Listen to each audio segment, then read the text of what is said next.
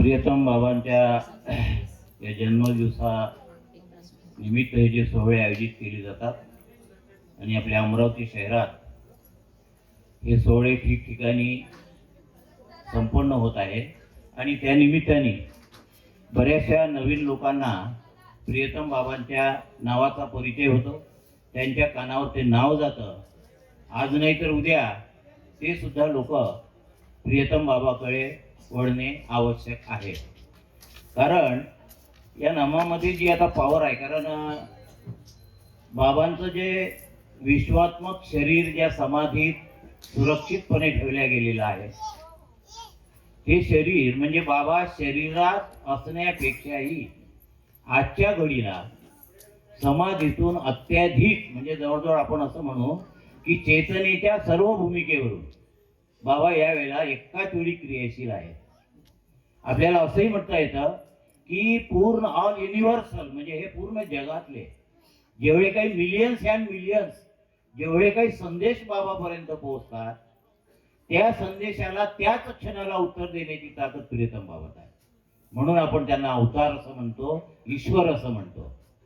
कारण काय आहे की आता बाळासाहेब नातू जे होते त्यांनी एक समाधी पुस्तक लिहिलेलं आहे आणि या समाधी पुस्तकामध्ये त्यांनी बाबांच्या समाधीवरचा जो कळस आहे, जो सोनेरी कळस आपल्याला दिसतो, त्याचं वर्णन अँटिनाशी केलेलं आहे की तो अँटिना आहे आणि तिथून ते सर्व मेसेज जे आहे ते अँटिनाच्या मार्फत सीधे समाधीत येतात आणि तिथून बाबा मग ऍक्टिव्ह होते प्रत्येकाला।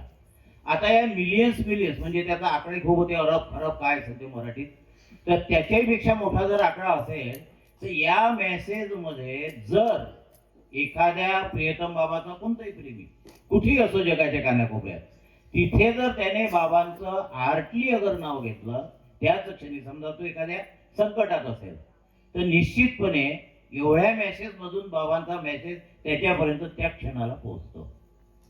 तर ह्या बाबांच्या कार्याची एक रीत आहे, कारण बाबांच्या कार्याचे ढंग वेगवेगळे आहेत आणि ते आपल्याला अजिबात कळत नाही। कारण आपण म्हणतो की तो इन्फिनिट आहे, असीम आहे, आणि असीमतेचा आपण मोजमाप आपल्या सीमित बुद्धीने कदापि करू शकत नाही। कारण तो सर्व भूमिकेवरून जो एकदाच क्रियाशील होतो, तर सूक्ष्म भूमिका असो, स्थूल असो की मनो असो, ते याच्यामधून ते कार्य करत असतात। जसं एक उदाहरण आहे की सर्वांना माहिती आहे, आता अमरावतीवाल्यांना काही बात सांगण्याची आवश्यकता नाही, सर्व माहिती जरी आता सांगूनच देतो। तर आता त्या ताईंनी मला खूप मोठा परिचय वगैरे करून दिला, अभ्यास वगैरे, अभ्यास काहीच नाही, कोणता अनुभवही नाही मला। लोक म्हणतात बाबा स्वप्नात आले वगैरे वगैरे, मला स्वप्नात दिसत नाही, कोणी म्हणते पोळीत दिसते, कोणी म्हणते पानात दिसते, बोले कुठंच दिसत नाही तिकडे पाहिल्याशिवाय, तुम्हाला सांगतो। आणि हे बाबाचं कामही नाही आहे, याच्यात दिसणे त्याच्यात दिसणे काही उपयोग नाही आहे।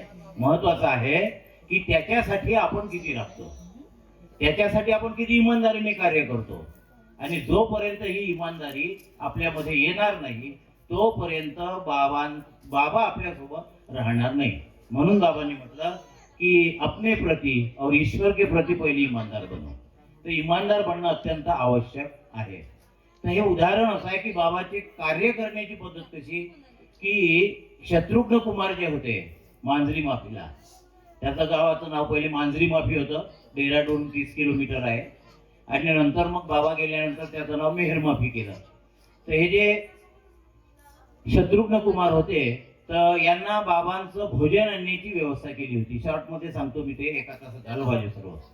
तर ते त्यांना बाबांचं भोजन आणण्याची व्यवस्था केली गेली होती, आणि एक दिवस बाबांनी सांगितलं की या वेळेला बरोबर भोजन आलं पाहिजे, 5 म्हणजे 5, 5 वाजून 5 मिनिट नाही, आणि 5च्या अगोदर 5 मिनिट नाही, 4:55 नाही, 5:05 नाही, 5 म्हणजे 5। आता त्यांना वाटलं की बाबा 5 वाजताच बरोबर भोजन न्यायचं आहे, तर मग त्याच्यापूर्वी ते तयार करावं लागेल, तिथून ते जाईल आणि बाबांचं मुक्काम जिथे आहे तिथे ते घेऊन जातील। आता त्यांनी ताबडतोब ते भोजन घेतलं। आता ते भोजन लवकर होणार नाही, ते घड्याळाकडे पाहत होते, तर त्यांच्या ज्या पत्नी होत्या त्यांनी एक चापट त्यांच्या गालावर मारली की बाबा 5 वाजता मला हे करायचं आहे आणि तू ते भोजन आरामानं करून राहिली, पोचलं पाहिजे ना बाबांपर्यंत, म्हणून एक थापड मारली। तर त्यांनी मग तितक्याच घाईनं ते केलं आणि मग ते घेऊन गेले। घेऊन गेल्यानंतर बाबांचं तिकडचं जे कार्य संपल्यानंतर त्यांनी ते जे वाडगं होतं त्यांनी आणलेलं ते भातागीताचं ते समोर ठेवलं बाबांच्या. ठेवल्याबरोबर बाबांनी म्हटलं काय उचल आणि घरी घेऊन जाय.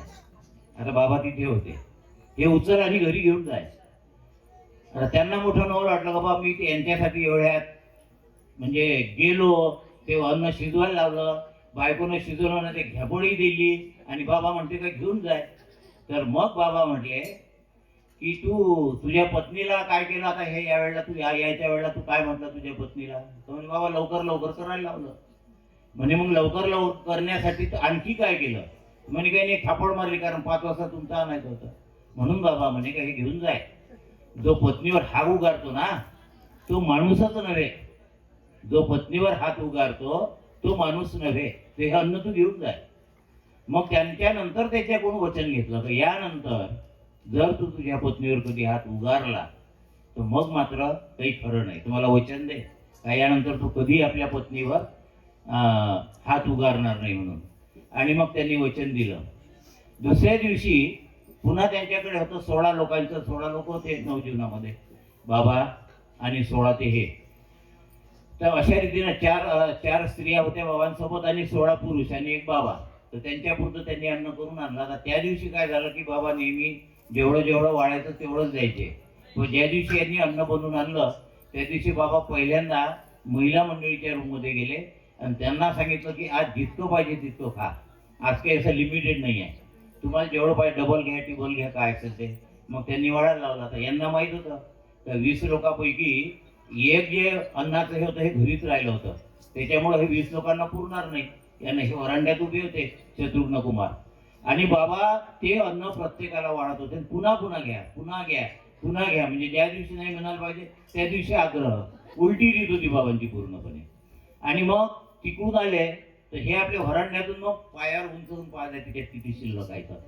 आणि मग ते घेतल्यानंतर मग पुरुष मंडळीकडे गेले बाबा, त्यांनाही पुन्हा तसं.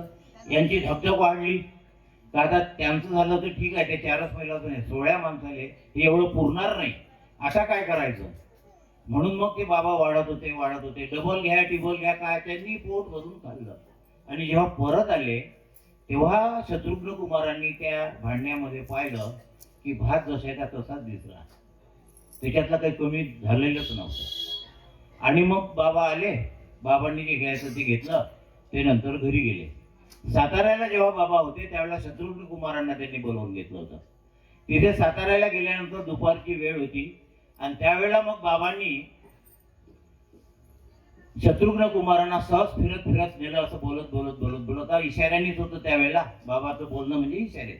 तर ते बोलत बोलत बोलत बोलत गेले. आता पहिल्यांदा ही घटना घडली की त्यांची जेलमधून सुटका कशी झाली ते नाही सांगून राहिलं होता, हे भाताचीच गोष्ट सांगतो.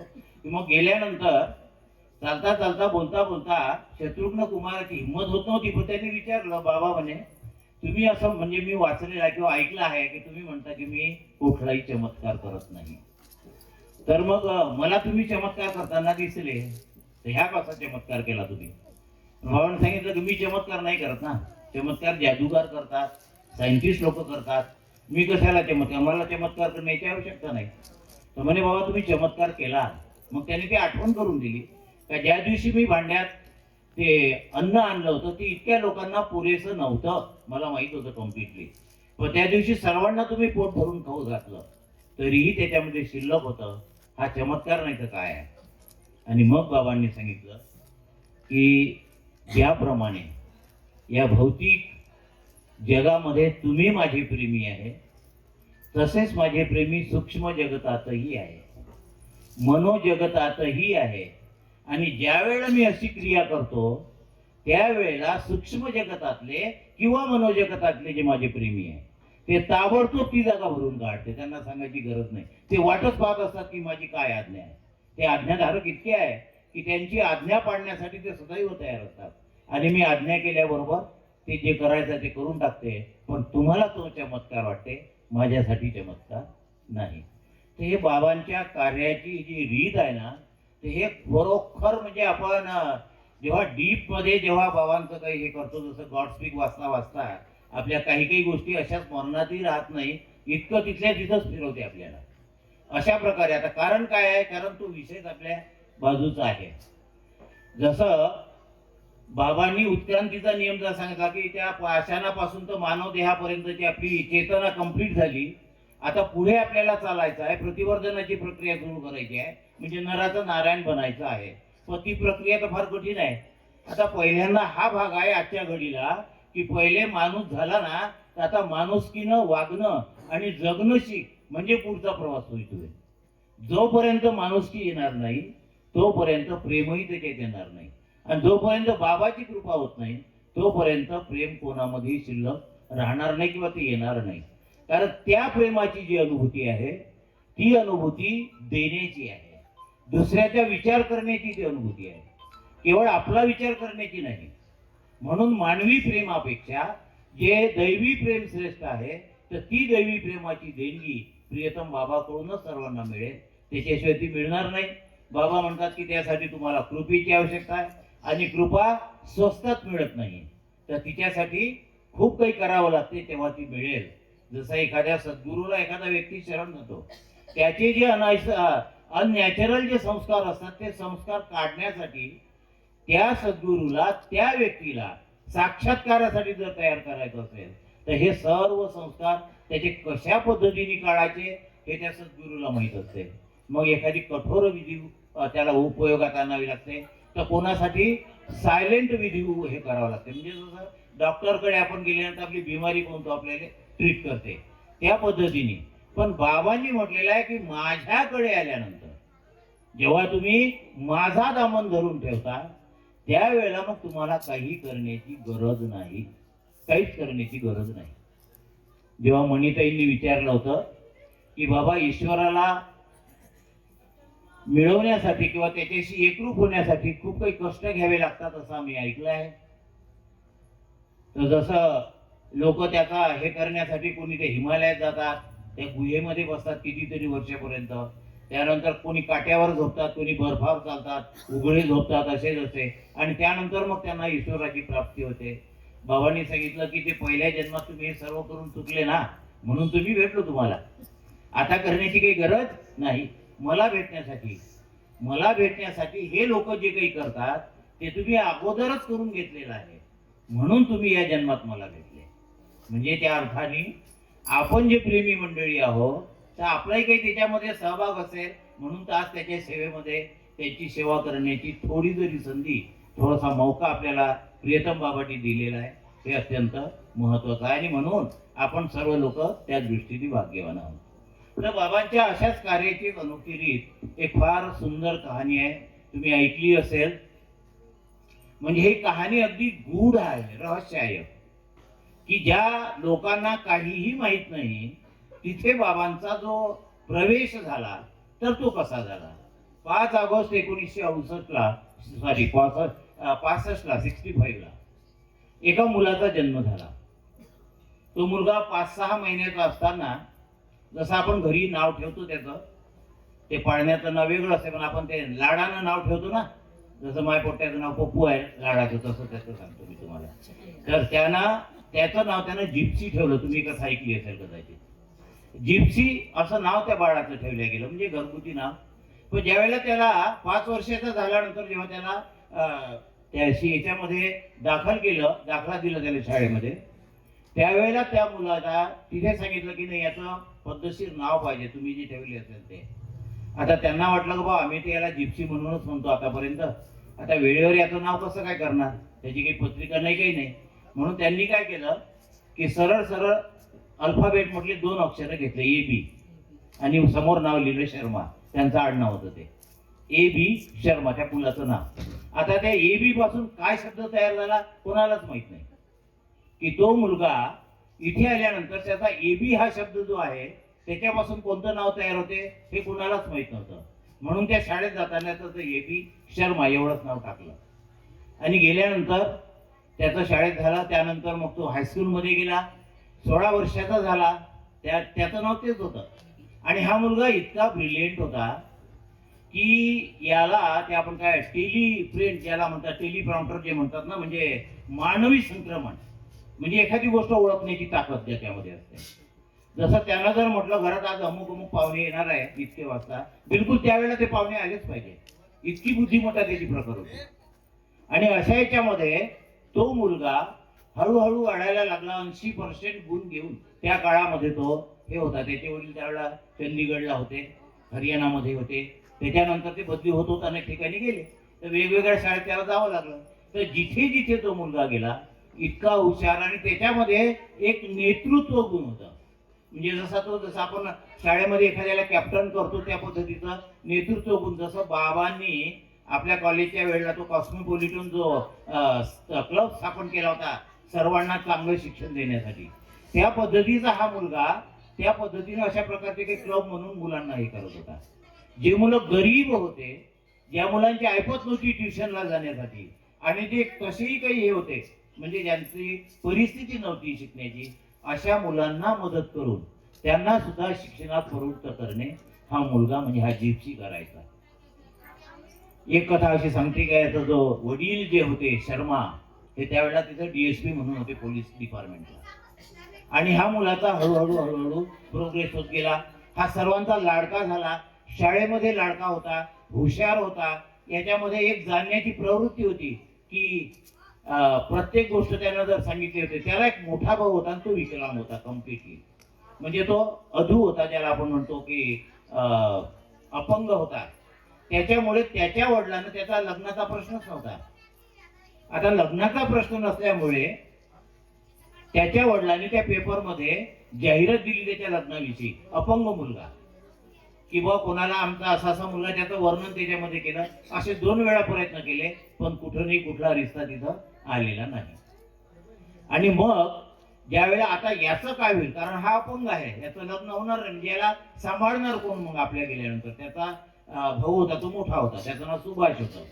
तर हा जो लहान होता जिप्सी, तर हा काय म्हणतो की मोठा झाल्यानंतर मी त्यांच्याकडे दत्तक राहील, मोठ्या भावाकडे, आणि मग मी त्याची जबाबदारी घेईन, कारण तो अपंग असल्यामुळे. लहान भाऊ म्हणतो.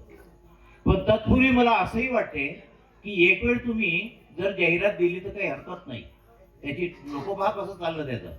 एक वेळ तुम्ही जर जाहिरात दिली तर कदाचित येऊ शकेल एखादा रिश्ता, पण हा तो रिश्ता असा आला पाहिजे का स्वतः त्या मुलीनी तुम्हाला प्रत्युत्तर दिलं पाहिजे, रिप्लाय दिला पाहिजे का मी या मुलाशी लग्न करायला तयार आहे.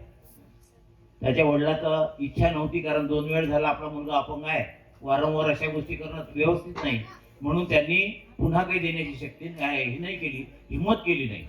पण ज्या वेळेला त्या मुलांनी म्हटलं तर मग ते राजी झाले, आणि त्यांनी एकदा त्याचा हे दिला, जाहिरात दिली. आणि विशेषतः डबल MA झालेली मुलगी, पाहायलाही सुंदर, अशा मुलीने डायरेक्ट रिप्लाय दिला की मी याच्यासोबत लग्न करायला तयार आहे. म्हणजे यानं जे म्हटलं होतं का मुलीचा रिप्लाय आल्याशिवाय लग्न करू नका, तर तिचा झाला, जी डबल MA झाली होती. आणि अशा अवस्थेत त्यांचं 1 महिन्यात हे सर्व झालं आणि लग्नही झालं. तेव्हा हा जिप्सी म्हणतो की पप्पा माझी जबाबदारी संपली, माझी जबाबदारी संपली, जे माझं कार्य होतं ते मी केलं, आता मी मोकळा झालो, असं म्हणून त्यानंतर मग त्यांचा संसार सुरू झाला. आणि यांचंही सुरू झालं या जिप्सीचं. हळूहळू करता करता करता करता करता करता याला शाळेत जाण्याची भीती वाटायला लागली. हा भीतीनं ग्रस्त झाला. काय झालं कोणालाही माहित नव्हतं, पण याचं शाळेत जायला मन लागत नसते, किंवा शाळेत का जात नाही, तर तो म्हणे मी शाळेत जाणार नाही. एवढा हुशार मुलगा, एवढे चांगले गुण त्याच्यामध्ये, अशा प्रकारची त्याच्यामध्ये एक अज्ञात शक्ती काय ज्याच्यामुळे तू म्हणते तसं घडायला लागलेला आहे. आणि हा मुलगा नाही का, मग त्याच्यामध्ये ही भीतीची भावना का निर्माण झाली. ह्या अशा अनेक प्रश्नांनी त्याच्या आईवडिलांना भेडसावलं की आता करायचं काय. तर त्याला ती भीती का वाटली हे केवळ तोच जाणतो. आणि मग एक दिवस तो आजारी पडला, आणि मोठा भाऊ जो चंदीगडला राहत होता त्याच्याकडे जाऊन याने चंदीगडला चांगल्या डॉक्टरकडे पाहून कदाचित त्याच्यामध्ये काही परिवर्तन झालं असेल, तर याला चेकअप करण्यासाठी चंदीगडला पाठवलं. चंदीगडला पाठवल्यानंतर डॉक्टरने सर्व रिपोर्ट्स काढले, आणि त्याच्या एका आतड्यामध्ये एक ट्यूमर होता, आणि त्या ट्यूमरमुळे त्याची परिस्थिती अत्यंत खालावली, आणि त्याला त्या हॉस्पिटलमध्ये भरती करून घेतलं गेलं. की भरती केल्यानंतर तो त्या हॉस्पिटलमध्ये जवळजवळ 4 वर्ष राहिला. 4 वर्ष. या 4 वर्षात ज्या घटना घडल्या त्या घटना बाबाशी संबंधित आहे. ज्या लोकांना बाबाचं नाव माहित नाही, ज्या लोकांनी आजूबाजूला कधी मेहर बाबा काय आहे ही माहित नाही, त्यांच्या घरी त्यांचाच मुलगा मेहर बाबाच्या एवढा हे कसा गेला, हे त्यातलं गुण आहे आणि हे त्यातलं आश्चर्य आहे. जेव्हा तो बेडवर आपला पसरला होता आणि डॉक्टरचे उपचार चालू होते, त्यावेळेला हळूहळू हळूहळू त्याच्यामध्ये कोणतं परिवर्तन दिसत नव्हतं. बिमारी वाढत चालली होती. वाढता वाढता वाढता वाढता एक दिवस त्याची आई दुपारच्या वेळेला चहा आणि थोडं काहीतरी खायसाठी घेऊन आली. दुपारची वेळ होती. जवळजवळ ही घटना आहे 83 मधली.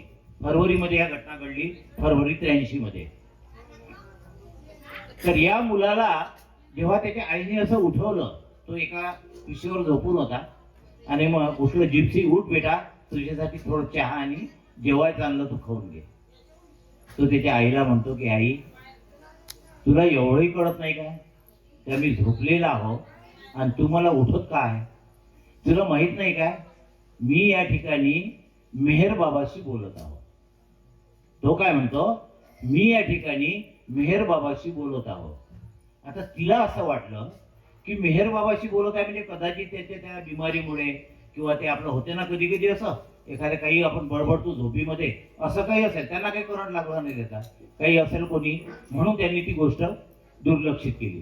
बाळा उठ आणि काहीतरी खाऊन घे. पुन्हा तो म्हणतो की आई असं करू नको, मला डिस्टर्ब करू नको, मी बाबांशी बोलत आहे, मेहर बाबांशी बोलत आहे. डायरेक्ट नावाने सांगितलं त्यानं, मी मेहर बाबांशी बोलत आहे. आणि मग त्याच्या आईनं काही ते फारसं लक्षात घेतलं नाही. ती आपली निघून गेली. तिलाही माहित नाही मेहर बाबा काय तर. त्यानंतर मग बिमारी वाढत वाढत वाढत 28 फेब्रुवारी 1983 मध्ये अशी घटना घडली की त्या मुलाचा आता अगदी शेवटची गिनती सुरू झाली. अशा वेळेला दुसऱ्या दिवशी दुपारी त्याची जी मोठी बहीण होती ती त्याच्याजवळ आली. ती त्याच्याजवळ आल्यानंतर त्याला उठवण्याचा प्रयत्न केला. तो उठला, थोडासा अर्ध उन्मिलित असे त्यानं आपले डोळे अर्धवट उघडले आणि त्याची बहीण म्हणते की जिप्सी, तो ते मगाशी पासून काय मेहर बाबा आहे, तो कोणाशी बोलत आहे काय आहे? तर तो म्हणतो की ताई, मला डिस्टर्ब करू नको, मी मेहर बाबांशी बोलत आहे, ते मला घ्यायला आलेले आहेत, ते याच माझ्या पलंगाजवळ पांढऱ्या वेशामध्ये पांढरे कपडे घालून माझ्याशी बोलत आहे आणि मी त्यांच्यासोबत जाण्यास तयार आहे. पुन्हा या बहिणीला प्रश्न पडला की मेहर बाबा हे काय लावलं यानं? तिने आईला सांगितलं की असा असा बरळून राहिला. आई पुन्हा आली. आई म्हणते की बेटा, अशा वेळेला असे नाव घ्यायचे नाही बरं, यावेळेला ईश्वराचं नाव घे, कारण तिलाही माहित होतं की याची अंतिम घडी आहे, तर त्यावेळेला याच्या तोंडात ईश्वराचंच नाव आलं पाहिजे.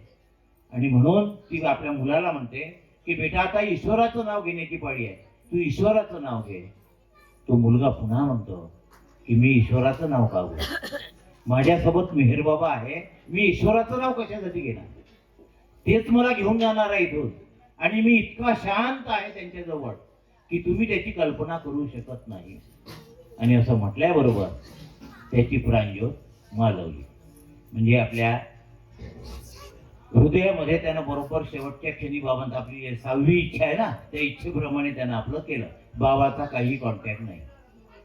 मग आता आई वडिलांना पंचायत पडली की मेहर बाबा काय होय, कोण होय, याचा विचार करत करत 16 फेब्रुवारी नंतर 16 मार्चला मला वाटते 83ला ते सर्व मंडळी पहिला ज्याचा जो स्मृती दिन होता त्या स्मृती दिनानिमित्त आपल्या मोठ्या मुलाकडे गेले, तिथं त्याचा स्मृती दिन साजरा केला. 1 वर्ष झाले त्यांना मेहर बाबांचं काही पता लागला नाही. त्यांनी सर्वीकडे हे केलं, जेवढे नातेवाईक होते, जेवढे शेजारी पाजारी होते, ज्या ज्या गावात ते फिरले असेल बदलीमुळे, त्या आजूबाजूला सर्वांना विचारलं की मेहर बाबा नावाची कोणी व्यक्ती आहे का? सर्वांनी उत्तर दिले की आजच तुम्ही नाव ऐकून राहिलो, आम्हाला काहीही माहित नाही. आणि आता ते फिरता फिरता फिरता फिरता 1 वर्ष कंप्लीट झालं. 1 वर्षानंतर जेव्हा ते पुन्हा चंदीगडला गेले, त्यावेळेला चंदीगडला गेल्यानंतर काय झालं की त्यांना ते आता करंट लागलाच होता त्याचा की बा मेहर बाबा नावाची व्यक्ती कोण आहे काय आहे असं करून. तर त्यांनी त्यांच्या एका नातेवाईकाचा फोन आला त्या व्यक्तीला, म्हणजे त्या मुलाच्या वडिलाला, की बा माझ्याकडे असं एक पुस्तक आलेलं आहे आणि ते पुस्तक तुझ्या खूप फायद्याचं आहे, तर तू ताबडतोब निघून ये माझ्याकडे. आणि त्याला वाटलं की असं तुझ्या फार महत्वाचं आहे, तू ये लवकर. कारण यांनी आजूबाजूला सर्व सांगितलंच होतं ना की हा जाताना याच्या मनामध्ये कोणते विचार होते, हा काय विचार करत होता आणि काय म्हणत होता. तेव्हा त्या मित्रांनी जेव्हा बोलावलं की तू ताबडतोब निघून ये, तो ताबडतोब गेला आणि त्याच्याजवळ पुस्तक होतं तर त्याच्या मित्रानं त्याला दिलं. ते पुस्तक त्याने घेतलं आणि हे पुस्तक याच्या कामी पडते म्हणून या मुलाच्या वडिलाला त्यांनी दिलं की हे पुस्तक घे. याच्यावर कम्प्लिटली बाबांचा पत्ता लिहिला होता. ते पुस्तक होतं सी.बी. पर्डन यांनी लिहिलेलं गॉड मॅन. आणि ह्या पुस्तकामध्ये मेहराबादचा संपूर्ण पत्ता होता. ते पुस्तक त्यांनी घेतलं, वाचलं, पुन्हा चंदीगडला वापस आला. एकदा सेक्टर 17 नंबर मध्ये फिरता फिरता एक संन्यासी त्यांना रस्त्यावर बसला दिसला आणि त्या संन्याशाजवळ काही पुस्तकं विकायला मिळाले होते, त्यांना ठेवलेले होते. विशेषतः त्याच्याजवळ रजनीशचे पुस्तकं होते, ओशो ज्याला म्हणतात ते. तर त्या ओशोचे सर्व पुस्तकं होते. ते सहज त्या संन्याशाकडे गेले आणि त्यांनी एक पुस्तक उचललं. त्या पुस्तकाचं नाव होतं समाधी. कदाचित ते ओशोचंच लिहिलेलं असेल, समाधी एवढंच नाव होतं. आणि त्या पुस्तकाचं पान पलटल्याबरोबर त्याने 3 वाक्य त्या शर्मा साहेबांनी वाचले. त्याच्यामधले 3 वाक्य. पहिले होतं कबीर के अनुसार जीवन का अभिप्राय क्या है. पहिलं वाक्य कबीर के अनुसार जीवन का अभिप्राय क्या है. दूसरं मीरा के अनुसार जीवन का अभिप्राय क्या है. आणि तिसरं वाक्य होतं मेहर बाबा के अनुसार जीवन का उद्देश क्या है. आणि जेव्हा मेहर बाबाचं नाव त्यानं तिथं वाचलं त्यावेळेला तो एकदम त्याच्या पायाखालची वाळू सरकली काय आहे. तेव्हा तो त्या संन्याशाला म्हणतो की या मेहर बाबा विषयी तुला माहिती आहे का. म्हणजे पुस्तक भेटण्याच्या पहिलीची घटना. तर ही मेहर बाबा विषयी तुला माहिती आहे काय. पण तो संन्यासी म्हणाला नाही, मी फक्त पुस्तक विकण्याचं काम करतो, मला यातलं कोणीही माहित नाही. पण जेव्हा आम्ही आमच्या त्या रजनीच्या प्रवचनाला जातो त्यावेळेला मात्र ते जीवनाच्या विषयी मेहर बाबांचा काय दृष्टिकोन आहे मानवी जीवनासंबंधी त्याबद्दल ओशो हे फार नम्रतेनं आणि मेहर बाबांचं नाव फार आदरानं घ्यायचे हे त्या संन्याशाने त्यांना सांगितलं. मग त्याच्या लक्षात आलं की तो माणूस ओशो ज्याने पूर्ण धर्माची चिरफाड करून टाकलेली आहे, ना कृष्णाला मानलं ना रामाला मानलं, त्यानं असा माणूस जर मेहर बाबा विषयी काही बोलतो म्हणजे निश्चितपणे हे कोणीतरी व्यक्ती ग्रेट असली पाहिजे. आणि मग जेव्हा ते पुस्तक मिळालं, त्या पुस्तकाचा पत्ता मिळाला, त्या पुस्तकासोबत त्या पुस्तकाच्या पत्यासोबत ते मग त्या मेहराबादला आले 1984 मध्ये. पत्नी, त्यानंतर ते वडील आणि एक भाऊ मेहराबादला आले. मेहराबादच्या समाधीचं दर्शन घेतलं. त्यानंतर मेहराबादला गेले, मेहराबादचं दर्शन घेतलं. त्यानंतर ती फॅमिली बाबांमध्ये इतकी झाली की स्वतःच्या बंगल्यावर सुद्धा बाबांचे कार्यक्रम घ्यायला लागला. त्यानंतर जिथे जिथे बाबांचे प्रोग्राम होते तिथे ते त्याच्यामध्ये सहभागी व्हायला लागले आणि पूर्णपणे त्यांनी आता बाबांना स्वीकारलं. तर बाबा म्हणतात की माझं काम मीच करतो. ते जिसका काम उसको साजे असं म्हणतात ना, ते बाबांचं काम बाबाच करतात. त्याच्यामुळे आपल्याला त्याचं काही टेन्शन घेण्याची आवश्यकता नसते. आपलं काम आपण करायचं, नाव टाकायचं, बाकी कोणाला पटो न पटो. कारण आता न पटणारेच लोक जास्त आलेले आहेत. बाबांनी म्हटलं असं का झालं, तर कारण ही समय बाबांनी म्हटलेलं आहे की सारी दुनिया धन और स्त्री के पीछे पडी आहे. फार मार्मिक वाक्य आहे मेहर बाबांचं, हे लक्षात ठेवा यावेळेला. अतिशय मार्मिक वाक्य. ही समय सारी दुनिया स्त्री और धन के पीछे पडी आहे. ज्यांच्याजवळ खूप धन आहे त्यांना हेच पाहिजे आहे की जे जे काही होऊन राहिलेलं आहे, जे जे काही घटित होत आहे, बाबांनी जसं म्हटलं आपली ते शेवटचं जे डिक्लेरेशन आहे ना, आपल्या कांबळी साहेबांना माहित आहे, ते 30 जुलैला जे हे केलं होतं ते शेवटचं, 30 सप्टेंबरचं. तर त्या याच्यामध्ये बाबांनी सांगितलं की पुढचं म्हणजे त्याच्यामध्ये कम्प्लीट दिलेलं आहे बाबांनी की आता हे पुढचं जमाना कसा असेल, काय असेल. अहो, ज्या लोकांना मेहर बाबामध्ये आले ते काही लोक त्यांना सोडून गेले. काही लोक नवीन येत आहे, कोणी पुस्तक पाहून, कोणी फोटो पाहून, तर कोणी एखाद्याचं नाव ऐकून तरी येतात. म्हणजे येणारी आहे आणि जाणारी आहे. आणि बाबांनी एक वेळ असं म्हटलं होतं की ज्यांनी मला डोक्यावर घेऊन नाचवलं ते सुद्धा मला सोडून देतील, अशी परिस्थिती आहे. माझा जय जयकार केला, माझ्या डोक्यावर घेऊन मला नाचवलं, ते सुद्धा मला सोडून देतील. आणि त्यावेळेला त्या लोकांना असं वाटेल की आपण हे बरोबर केलं, बरं झालं आपण सोडून दिलं. आता याचा अर्थ असा होतो की त्यावेळेला अशी परिस्थिती निर्मित होऊ शकते का ज्या वेळेस लोकांना असं वाटेल की आताच आपण म्हणतो ना, थोडंसं जरी दुःख आपल्याला प्राप्त झालं तर त्या दुःखावर ताबडतोब आपण खापर बाबांवरतीच फोडतो की बाबा आम्ही रात्रंदिवस तुमच्यासाठी राबतो, इकडे जातो तिकडे जातो, आरती करतो, प्रार्थना करतो, तुम्ही म्हणता त्याप्रमाणे इमानदार वाहतो. पण आमच्या जीवनात असे काय येतात, संकट आपत्त्या काय येतात, अनेक प्रकारचे असे हे होऊन जाते आणि आपल्या कामात हमखास हे होते. आता आमचे कळसकर आहे ना, हे नेहमी सांगतात की मी बाबाच्या कार्यक्रमाला गेलो का मी बस स्टँडवर गेलो का बरोबर एसटी येते माझ्याला. म्हटलं बाबाची केवढी कृपा आहे तुमच्यावर, कुठेही जाओ, यवतमाळ असो नागपूर असो, गेलो एका दिवसात तो माणूस उमरखेड, नागपूर आणि अमरावतीत पुन्हा उमरखेड, एवढ्या याच्यात फिरून यायचे. म्हटलं गाड्या बरोबर भेटते आणि माझा आजपर्यंतचा रेकॉर्ड आहे. उमरखेडच्याच बस स्टँडवर मला 2 तास थांबावं लागते गाडीने भेटत, उमरखेडच्या, बाकी तुझं सोडून द्या. आता ह्या अशा परिस्थितीमध्ये आपण एक विचार जर केला की असं काय, तर प्रत्येक वेळेला बाबांना थँक्यू करा. वेळ लागला असेल तर तो त्यांचा प्रश्न आहे, का वेळ लागला, कारण त्याच्या आधी जर आपण निघालो कदाचित तर आणखी काही होऊ शकतं. म्हणून बाबांनी आपल्याला लेट केलं धन्यवाद द्या. गाडी लगेच आली असेल धन्यवाद द्या. दुःख आलं असेल तरी त्यांना धन्यवाद द्या की तुमच्यामुळे. आता पहा, त्या दिवशी कार्यक्रमात तिथं वार्ता झाली माझी गोकुळ गोटेगावला साहेब, म्हणजे घटना कशा घडतात. आणि घरी आलो, गाडीनं त्या ड्रायव्हरनं बाजूने उभी केली आणि खाली उतरल्या कंबर एवढ्या नाली 2 पडलो. आता वार्ताही दिली, लोकांनाही सांगितलं तर बाबा असं करते, बाबा तसे करते. मग त्या ड्रायव्हरला म्हटलं बाबा माझा हात ओढले जरासा, कारण या पायावर ते ताण देणं जास्त जमत नाही, म्हणून त्याला मी हात धरून त्यानं मला ओढलं त्या नालीतून. तेव्हा काढलं, पाहिलं तर ते मुकामार असून कुठंतरी आता पता लागला नाही. पण त्यावेळेस म्हटलं बाबा थँक्यू, तर डोकसं फुटलं नाही, इतक्यातच निघलं. तर प्रत्येक वेळेला ज्या वेळेला आपल्यावर अशा काही घटना घडतात तर त्याच्यामध्ये बाबांचा काहीही संबंध नसतो. तर आपल्याला ती घटना पुढे यदा कदाचित त्या घटनेच्या नंतर एखादी मोठी घटना आपल्याशी घडणार असेल म्हणून या लहान घटनेवर ते आपल्याला निभवतात. जशी एक कथा आहे की एक ईश्वरप्रेमी जो असतो त्याला या जीवनाचा कंटाळा आलेला असतो, कारण तो रात्रंदिवस ईश्वराच्या याच्यामध्ये असतो. तुम्ही सर्व रिअल ट्रेझर मध्ये आलेली ही घटना सर्वांनी वाचली असेल. आणि ईश्वराचा इतका भक्त असतो की सदैव त्याला केवळ ईश्वराशिवाय दुसरं काही नसतं.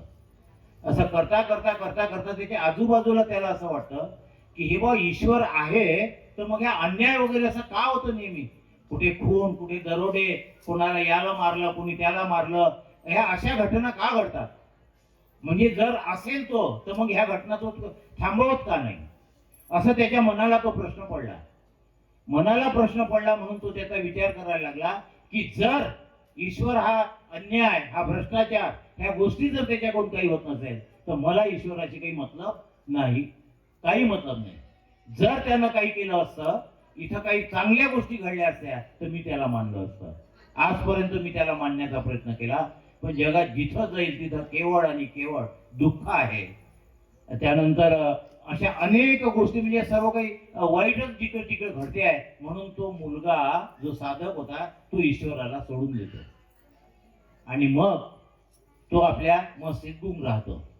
आता त्याला असं वाटलं की त्याच्या प्रार्थना बंद करायच्या, त्याचं नाव सुद्धा घ्यायचं नाही आणि काहीच नाही.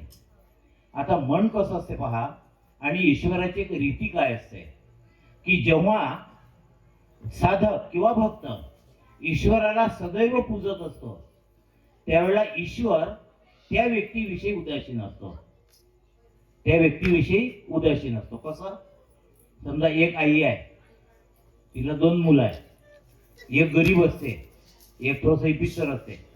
तर तिला माहित असते का हे बाहेर गेलं तर हे आणतेच काही ना काही आफत, म्हणून तिचं लक्ष सर्वात जास्त या बदमाश पोट्यावर असते. या सायलेंट मोर नसते, कारण तिला माहित आहे याला चूप म्हटलं की ह्या बसते विचार, हा काहीच करत नाही. ईश्वर जोपर्यंत आपण त्याच्या भक्तीत रममान असतो आपल्याबद्दल उदासीन असतो, त्याला माहित आहे ह्या बरोबर करते.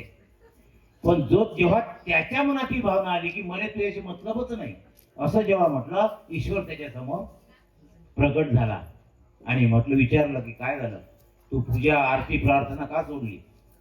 तर तो म्हणे, मला बजावण्याचा प्रयत्न करू नको, मी सारं अनुभवलं, इतके दिवस तुझी प्रार्थना सर्व काही केलं, पण मला काही मिळालं नाही. या जगात केवढा अन्याय आहे, केवढा भ्रष्टाचार आहे, केवढे लोक कसेच्या कसे वागायला लागले, काय होईल या देशाचं, तू का करत नाही? ईश्वर म्हणाला, भ्रष्टाचार आहे, दुःख आहे, वाईट घटना घडतात, कुठे आहे, दाखव मला. आणि असं म्हटल्याबरोबर तो मुलगा त्या ईश्वराला म्हणतो की हे बघ, मला तुझ्याशी काही नातं नाही, मी पूर्णपणे तुझ्यापासून विटलो, आता मला तू जास्त फुसवण्याचा प्रयत्न करू नको, मी ना. अरे बरं, दाखवतो घरी, जेव्हा तू मला दाखवशील एखादा अन्याय, त्यावेळेला मी तो बरा करेल ना, किंवा मला माहित होईल की अन्याय कसा होऊन राहिला, तर चाल मग मला दाखव. त्याला असं वाटलं की याला दाखवणं आवश्यकच आहे. म्हणून आता इथे पहा, ज्या वेळेला तो ईश्वर भक्तीत होता, तो ईश्वर उदासीन होता, आणि जेव्हा हा उदास झाला तेव्हा ईश्वर त्याच्या समोर प्रगट झाला, आणि मग त्याला घेऊन तो निघाला.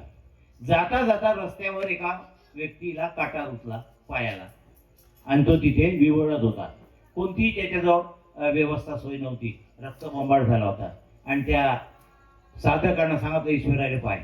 तो माणूस इतका गरीब आहे, परंतु या जीवनातले त्याचे चांगले संस्कार त्याच्या कामी आले, म्हणून त्याचा खून होण्याऐवजी केवळ काट्याने त्याचं रक्त निघालं, म्हणजे काट्यावर निभावलं, नाही तर त्याचा खून होणार होता. दुसरा जो व्यापारी आहे, याला जे तू म्हणतो ना, तर हा पहिल्या याच्यात कर्मयोगी होता, पहिल्या जन्मात त्याचे खूप चांगले संस्कार त्यावेळेला होते, आणि त्यामुळे या वेळेला त्याला तसं सोन्याचं राज्यच मिळायला पाहिजे होतं. परंतु या जन्मातले त्याचे संस्कार बॅड असल्यामुळे तो भ्रष्टाचार करतो, भेसळ करतो, लोकांच्या जीवनाशी खेळतो, म्हणून या याच्यामध्ये ते पूर्ण हे करून केवळ एका थैलीपुरतं मर्यादित केलं. कारण संस्कार तसेच असतात ना, बरोबर. तर ह्या थैलीपुरतं मर्यादित केलं, म्हणून त्याला थैलीवर भागवलं, राज्य मिळालं नाही. दुसरा जो मजूर होता, याचं पहिल्या जन्मामध्ये त्या याचं दुकान होतं कशाचं, राशनचं, आणि ज्यावेळेला दुष्काळ पडला त्यावेळेला यानं पूर्ण धान्य विकत घेऊन घेतलं आणि आपल्या गोदामा भरल्या. त्याला माहित होतं की ज्यावेळेला किमती वाढल्या म्हणजे महाग भावानं आपण विकायचं आणि मग लोकांपासून पैसे कमवायचे. पण यानं धान्य घेतल्यामुळे बरेचसे लोक त्या गावातले हातपाय घासून मेले, त्यांना कुठलंही धान्य नव्हतं, पैसा नव्हता, त्यामुळे उपाशी याच्यामध्येच ते लोक मेले. हा आज एकच दिवस उपाशी राहिला ना, तर यावेळेला तो प्रामाणिक आहे, मजदूर आहे, या याच्यामध्ये त्याचे संस्कार लक्षात घेता केवळ त्याला एकच दिवस मारण्यात आलं आणि त्याचे पैसे हिसकावून घेतले, एक दिवस त्याला उपाशी ठेवण्यात आलं. वास्तविक हा उपाशी करून त्याचं पूर्ण कुटुंब मरायला पाहिजे होतं. आणि चौथा जो आहे आदिवासीचा नेता, तर त्याला तो पहिल्या जन्मामध्ये एक परोपकारी मनुष्य होता, परंतु या जन्मातले त्याचे संस्कार घेतल्यामुळे त्यालाही तो एका मोठ्या याचा राजा होणार होता, परंतु या जन्मातले त्याचे बॅड संस्कार असल्यामुळे, जे अनैसर्गिक संस्कार त्याचे जास्त वाढल्यामुळे त्याला या याच्यामध्ये केवळ त्या एका आदिवासी पुरताच मर्यादित ठेवला, पुन्हा एका देशाचा राजा त्याला बनवला नाही. आता ईश्वर म्हणतो की सांग, याच्यात अन्याय कुठे आहे? आता त्या मुलाला वाटलं की म्हणजे ही बरोबर आहे, आणि मग तो मुलगा एकदम साष्टांग त्यानं नमस्कार केला, ईश्वराच्या चरणावर आपलं डोकं ठेवलं की देवा मला माफ कर, मी चुकलो, मलाही कळलं नाही काय होत आहे जगामध्ये. ईश्वरानं सांगितलं की हे जे होतं ना, हे माझ्या मर्जीनं होते, कोणाला कसं ठेवायचं हे मी जाणतो, तू नाही जाणू शकत. जाता जाता एक गोष्ट लक्षात ठेवलं, ज्या दिवशी तुला काटा रुटेल, हे सर्वांसाठीच आहे आपल्यासाठी, या गोष्टीचा कम्प्लिटली सार काय आहे, तर म्हणतात की ज्या दिवशी तुझ्या पायाला काटा रुटेल त्या दिवशी समजलो की आज आपला मृत्यूयोग होता, आज आपला मृत्यूयोग होता. परंतु ईश्वराची दया आहे की ते केवळ तुझं काट्यावरच निभावलं, म्हणून ईश्वराला थँक देतो, तेव्हा तुला कळेल की मी काय म्हणतो ते. आणि म्हणून तर ईश्वर पुढे म्हणतो की कारण माझा हा न्याय जो आहे ना, हा माझ्या दयेने आणि कृपेने सजवलेला असतो. जर हा माझा न्याय दयेने आणि कृपेने जर मी सजवला नाही, तर संपूर्ण मानवता असंख्यपणे यातना भोगल्याशिवाय राहणार नाही. म्हणून सतत या लोकांची चिंता करताना मी माझा न्याय हा माझ्या कृपेनी आणि माझ्या दयेनी सजवतो, म्हणून ही मानवता यावेळेला जिवंत आहे. हे बाबांचं कार्य आहे की इथल्याही भीषण परिस्थितीमध्ये अर्ध जग युद्धाच्या खाईत आहे. कुठे काय काय होऊन राहिलं आपल्याला काहीच पता नाही. आपण सर्व याच्यामध्ये जाऊ, आपल्या याच्यात मस्ती जाऊ आपण, काही हरकत नाही, ज्याचा त्याचा प्रश्न आहे तो. पण इथं हा परमात्मा एवढा आला, प्रत्येक दिवसाला तो आपल्यासाठी कष्ट बघतो, केवळ आपल्यासाठी. चालताना सुद्धा आपला पाय रस्त्याने पडला पाहिजे, सरळ पडला पाहिजे की उलटा पडला पाहिजे, याची चिंता सुद्धा तो करतो. म्हणून म्हटलेलं आहे की हर मिनिट हर घंटा मेरा स्मरण करो. त्या हृदयात जोपर्यंत त्याचं स्मरण होणार नाही तोपर्यंत आपण त्याची मर्जी सांभाळू शकत नाही. ती मर्जी सांभाळण्याला सुद्धा त्याच्याच कृपेची आवश्यकता असते आणि ती मिळण्यासाठी सतत त्यांचं स्मरण अत्यंत आवश्यक असते. कारण काय की केशवबाबू निगम तुम्हाला माहिती आहे, तो सैले आला होता इथे, त्यांचा तो नातूच आहे. केशवबाबूंना बाबांनी जेव्हा त्या आजूबाजूच्या खेड्यांवरती बाबांच्या प्रेम प्रसारणाचं कार्य दिलं होतं आणि ते कोर्टात होते, तर रोज कोर्टाचं काम करून 5 वाजता घरी यायचे. घरी आल्यानंतर सायंकाळी सायकलवर परत जे खेड्यापाड्यात कार्यक्रम होते बाबांचे तिथे जाऊन तिथं भाषण द्यायचे. बाबांनी आदेश दिला होता त्यांना, ती आज्ञा होती. एकदा त्यांची एक मेहरश्री नावाची मुलगी आजारी पडली. ती इतकी आजारी पडली, पण त्याच्या अगोदर जेव्हा बाबा त्यांच्या घरी गेले त्या मुलीला बाबांनी नाव विचारलं होतं, तुझं नाव काय? तर बाबा मुलीने सांगितलं माझं नाव हे. आणि त्याच वेळेला बाबांनी तिला जन्मतारीख विचारली होती. जन्मतारीख तिने सांगितलेली होती ती. आणि त्यानंतर मग बाबा निघून गेले. ते 1-2 वेळ दौरा झाला त्यावेळेला. आणि हीच मुलगी नेमकी आजारी पडली. जेव्हा ते घरी आले कोर्टातून तेव्हा पाठीचं कुलूप लागला. शेजाऱ्याला विचारलं की आमच्या घरची कुठे गेली मंडळी? तर म्हणे तुमची मुलगी आजारी पडली, दवाखान्यात तिला भरती केलं. म्हणून ते घेऊन गेल्या. सुधाताई नाव होतं त्यांच्या पत्नीचं. त्या मुलीला घेऊन गेल्या आणि 2-3 दिवस त्या मुलीने संघर्ष केला आपल्या याच्यामधून. 3ऱ्या दिवशी जेव्हा हे कोर्टात चालले होते तेव्हा दवाखान्यातून भेट घेऊन आपल्या मुलीची मग पुढे आपल्या ड्युटीवर निघून जायचं म्हणून दवाखान्यात गेले. ज्यावेळेला केशवबाबू त्या पलंगाजवळ थांबले त्याच वेळेला त्या मुलीच्या चेहऱ्यावर असा एक प्रकारचं तेज पसरलं की ते हे अवाक झाले की बा हे तेज कसं काय आलं इथे. आणि हे तर बाबांची लीला आहे, पण कदाचित आपला भास असेल, कारण ती आजारी असल्यामुळे आपले विचार बदलतात ना. आपलं मूल जर आजारी असेल तर आपले विचार बदलतात. तर या विचारामुळे कदाचित आपल्याला भ्रम झाला असेल. पुन्हा पुन्हा 1-2 वेळ त्यांनी त्या मुलीच्या चेहऱ्याकडे पाहण्याचा प्रयत्न केला. ती आभा जी होती तिच्या भोवती तशी दिसायची. आणि मग ताबडतोब ते निघून गेले कोर्टामध्ये. सायंकाळी जेव्हा आले तेव्हा साधारण तिची तब्येत होती. 2ऱ्या दिवशी मात्र ती मुलगी दगावली. आणि दगावल्यानंतर आता आपल्याकडे जर असं काही घटना घडली तर केवळ आकार येते, हे होतं आकांत होतं, याला कळवा त्याला कळवा, हे कळवा ते कळवा, आणि सर्वीकडे आपल्याला हे होऊन जातं. त्यांनी काय केलं, कारण त्यांना महत्वाचं होतं बाबांचं कार्य. कारण आता वेळ नव्हता, कोर्टातून आले होते, पता लागला की मुलगी वारली म्हणून दवाखान्यात गेले. दवाखान्यात गेल्यानंतर मुलीचा देह उचलल्यानंतर तो सायकलच्या कॅरियरवर बांधला. त्या मुलीचा देह बांधल्यानंतर ती सायकल घेऊन यमुनेच्या नदीच्या तीरावर गेले. आपल्या हाताने त्या मुलीचा देह त्या पाण्यामध्ये सोडून दिला. घरी आले. काही वेळ असे विचार करत होते. एकसारखी नजर त्यांनी लावली होती बाबांकडे, विचारत होते मग्न. आणि मागून सुधाताईंनी त्यांच्या खांद्यावर थाप मारली आणि एवढंच म्हटलं कि ये आपके परीक्षा की घड़ी है और आपको बाबा के प्रोग्राम को कुछ जाना है, तो आप जल्दी जाइए. कोणती माय असेल हो, जिच्या हृदयाचा तुकडाच मेला आणि तोही असा यानं नाही तर सहज नेला आणि शिरून दिला. ती बाई म्हणते आपल्या नवऱ्याला की लवकर जा, हे आपल्या परीक्षेची घडी आहे, पण बाबाचं काम पहिले करायचं आहे. ताबडतोब फ्रेश झाले, सायकलवर टांग मारली आणि 2ऱ्या दिवशी जिथे भाषण होतं तिथे बाबूजी निघून गेले. ही बाबाची मर्जी सांभाळणे होय. आपल्यावरही जर ते पाळी तर मी तर मोठं भाषण देऊन राहिलो इथं, पण अशी जर पाळी आली तर ते सुद्धा सहन करणं अत्यंत कठीण आहे. आणि म्हणून बाबाजी नेहमी म्हणतात ना की प्रत्येक वेळेला माझ्या नामाचं स्मरण करा. या नामस्मरणाने हळूहळू ती बाब हे होऊन जाते. त्या बाब जेव्हा आपल्याला तो प्रसंग येईल त्यावेळेला त्याचा अनुभव घ्यायचा आहे. सांगितल्यानं तो होत नाही. माझं डोकं कधी दुखलंच नाही, किती वर्णन केलं तर त्याला कळणार नाही का डोकं कसं दुखत असते ते. परंतु ज्यावेळेला आपल्याला असं वाटतं की ही भावना किंवा ही जागृती किंवा त्या हृदयामध्ये ती भावना, जसं आता JS राठोड सर्वांनी नाव ऐकलं, कुलपती होते ते रिवा विश्वविद्यालयाचे. त्यांचा 35 वर्षाचा मुलगा इंडोनेशियामध्ये हार्ट अटॅकने वारला. त्यावेळेला अगदी तरुण मुलगा. ऑफिसमधून बाहेर आल्याबरोबर त्यानं स्वतःच कारचं दार खोललं, कारमध्ये बसला, गाडी चालवत दवाखान्यात गेला आणि तिथे जाऊन तो हार्ट अटॅकने मेला.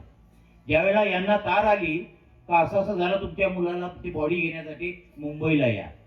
ज्यावेळेला ते मुंबईला गेले त्यावेळेस त्यांनी सांगितलं की मी हादरलो होतो, पूर्ण मी हादरलो होतो, कारण 35 वर्षाचा तरुण मुलगा आणि तो अचानक असा गेला. असा गेल्यानंतर त्यांना असं वाटलं की ते हादरले आणि हादरल्यानंतर त्यांना वाटलं की आता काय करायचं. जेव्हा ट्रेनमध्ये बसले दोघंही पती पत्नी, तेव्हा त्यांनी सांगितलं की मी सतत बाबांचं नामस्मरण सुरू केलं मुंबई येईपर्यंत. जसं मुंबईला ट्रेनच्या खाली माझा पाय गेला आणि जिकडून ते प्लेन घेऊन आलं तर एरोड्रमवर जेव्हा हे थांबले तर त्यावेळेला माझ्या मनात ही भावना होती की मी माझ्या मुलाचं प्रेत घ्यायसाठी नाही आलो, तर माझ्या मुलाचं स्वागत करण्यासाठी आलो. इतकं माझं हृदय ताबडतोब बदललं. ते केवळ आणि केवळ त्या नामस्मरणाने. त्या नामात इतकी पॉवर आहे का ती पॉवर आपण ते समजू शकत नाही. ती कितीही आपण करण्याचा प्रयत्न केला तरी आपण त्या दृष्टीने आपण ते करू शकत नाही की बाबांच्या नामामध्ये किती पॉवर असते. जसं आपण श्रीरामाचं ते उदाहरण आहे की ज्या वेळेला श्रीराम त्या शिबिरात होते त्यावेळेला तो सेतू बांधला होता ना, सेतू बांधणं सुरू होता.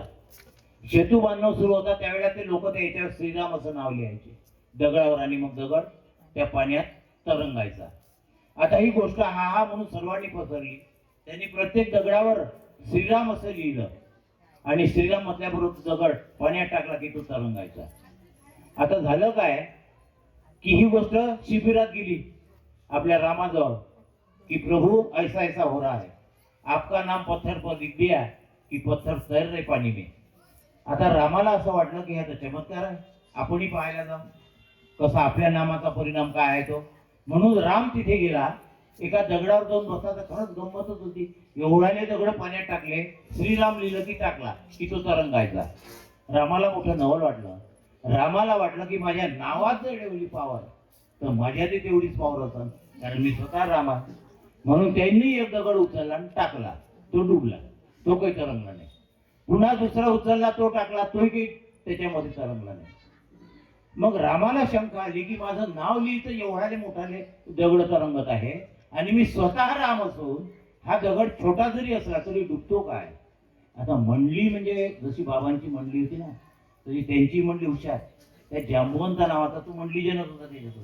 तो म्हणते जांबवंत जी एक क्या हो रहा है.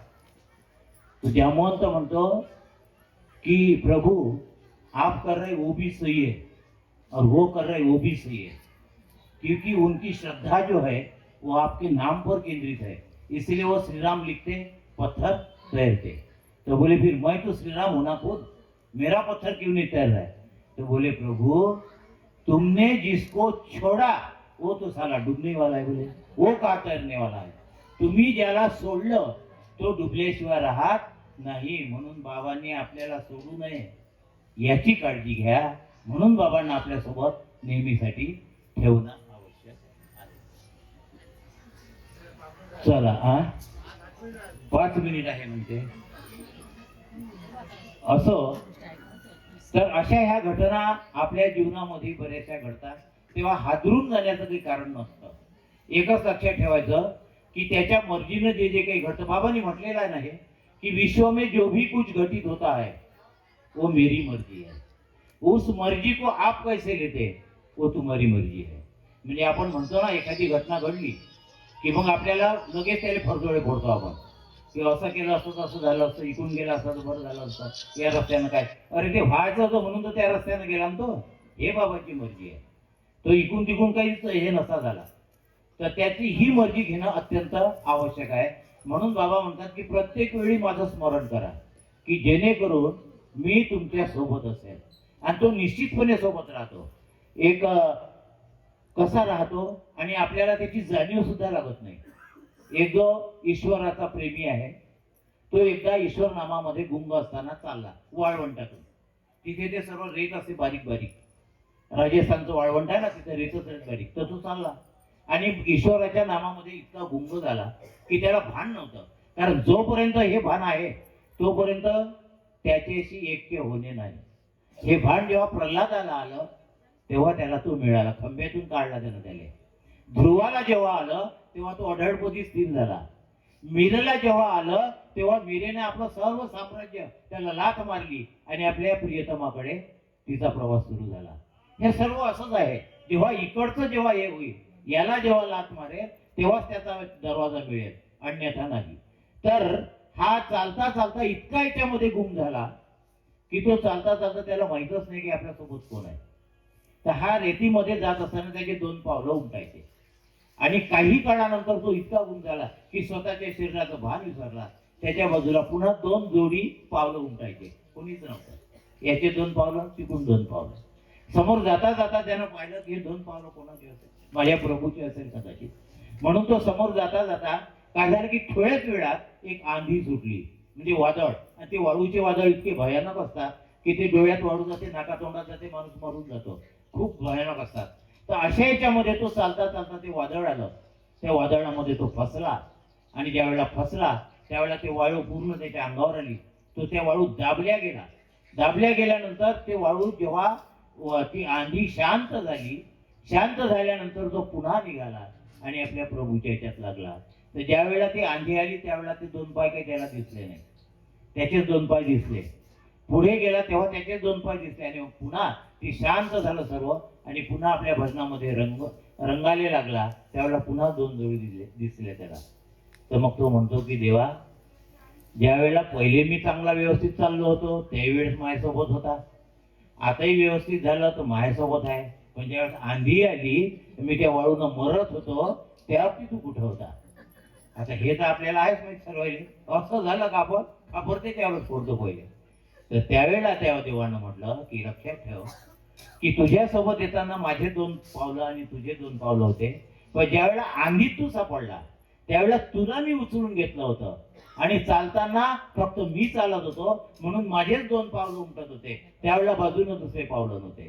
तर त्याला जर आपल्या हृदयात त्याचं दाखल केलं तर निश्चितपणे तो आपल्या समवेत असतो. आणि सदैव बाबा, आपण म्हणतो की तो करुणा सागरही आहे, निश्चितच आहे. कारण इतका करुणा सागर आहे की बाबांना जेव्हा क्रोध यायचा ना, छोटंसं उदाहरण सांगतो. तर ते गणी, डॉक्टर गणी जे होते बाबांचे क्लासमेट होते आणि ते कॉलेजमध्ये असताना असे मजाक वगैरे नेहमी करायचे त्यावेळेला. तर बाबांना जेव्हा ते अवतार म्हणून झालं, बाबांचं कार्य सुरू झालं, गणी साहेब बाबांसोबत राहत राहिले. तर बाबां एकदा नवजीवनामध्ये असताना सहज म्हणजे गणीचा असा मेजॉरिटी बसली, त्यांची गप्पा गोष्टी सुरू झाल्या. बोलता बोलता गणीची जीभ घसरली आणि गणीने एकदम कॉलेजमधला काहीतरी एखादा डायला मारला आणि बाबा लाल झाले, अगदी क्रोधात आले. आणि बाबांनी सांगितलं आत्ता त्याचा उठून जायचं, आत्ता 1 मिनिट थांबू नको इथे. तो जमाना गेला ज्यावेळेला कॉलेजमध्ये मी होतो. आज तू माहित नाही का मी कोण आणि तू कोण आहे. असं म्हटल्याबरोबर बाबांचे गाल वगैरे लाल झाले आणि त्याला सांगितलं की ताबडतोब जा, डोळे लाल झाले. आणि बाबा फार सिरियस. आता त्याला वाटलं आता कसं करायचं, म्हणून गणी उठले, निघाले जायसाठी. काय करायचं तर गेल्यानंतर त्यांना वाटलं की पुन्हा थांबले. पुन्हा बाबा म्हणले थांबला का, काळ तोंड सुद्धा मला दाखवू नको, लगेच निघून जाय. आणि मग ते गेले, आपलं सामान सुमान भरलं, पुन्हा बाबाच्या समोर येऊन उभे, हे घेऊन पेट्या मिट्या घेऊन. तुला सांगितलं ना तर मला यानंतर काळ तोंड दाखवू नको, तर तू गेला का नाही, पुन्हा माझ्या समोर का आला. मी फक्त एवढं विचारायला आलो म्हणे का अशी कोणती जागा आहे का जिथं तुम्ही नाही, अशी कोणती जगात जागा आहे का जिथे तुम्ही नाही, म्हणजे मला जायला बरं होईल. आणि असं म्हटल्याबरोबर बाबांना वाटलं का मायासोबत दुसरं काय रे, जरा मीच भरलेला जिकडे तिकडे. आणि लगेच बाबाचा राग शांत झाला आणि त्याला इतकं कवटाळलं गणी साहेबांना बाबांनी की त्याच्या डोळ्यामध्ये अश्रू आले. तर हे बाबांची करुणा आहे. ते करुणा प्राप्त करण्यासाठी निश्चितपणे बाबा, आणि आज अवताराची नितांत गरज आहे मानवतेला. जर मानवता आताही त्याच्यापासून दूर दूर पळत असेल तर लक्षात ठेवा की पाणी इथपर्यंत पोहोचलेलं आहे, एवढं शिल्लक आहे, ते कधी डुबून याचा भरोसा नाही. आणि एक की केवळ आणि केवळ एकावरच विश्वास ठेवा, केवळ त्याच्यावरच असा विश्वास ठेवा की जेणेकरून त्याची मदत प्रत्येक क्षणाला आपल्याला झाल्याशिवाय राहत नाही. म्हणून प्रत्येक गोष्टीला जो श्वास मिळतो त्याच्यासाठी धन्यवाद द्या, जे अन्न मिळतं त्याच्यासाठी धन्यवाद द्या. आज आपण सुरक्षित आहोत, आपला प्रवास सुरक्षित झाला, धन्यवाद द्या. आणि प्रवासात काही कमी जास्त झालंही असेल तरी त्याला धन्यवाद द्या की मी अजूनही चालता बोलता आहे, याच्यासाठी धन्यवाद द्या. प्रत्येक क्षणाक्षणाला प्रियतम बाबांना धन्यवाद द्या, कारण त्याच्या मर्जीशिवाय इथं पाणही हालत नाही. अवतार मेहर बाबा की जय, अवतार मेहर बाबा की जय, अवतार मेहर बाबा की जय. प्रियतम बाबांना धन्यवाद देतो की त्यांनी बोलण्याचं सामर्थ्य दिला. त्यानंतर गाडगे परिवार आणि आपल्या सर्वांना माझे धन्यवाद आणि आपणा सर्वांनाही धन्यवाद की तुम्ही शांत चित्ताने मला ऐकलं. अवतार मेहर बाबा की जय.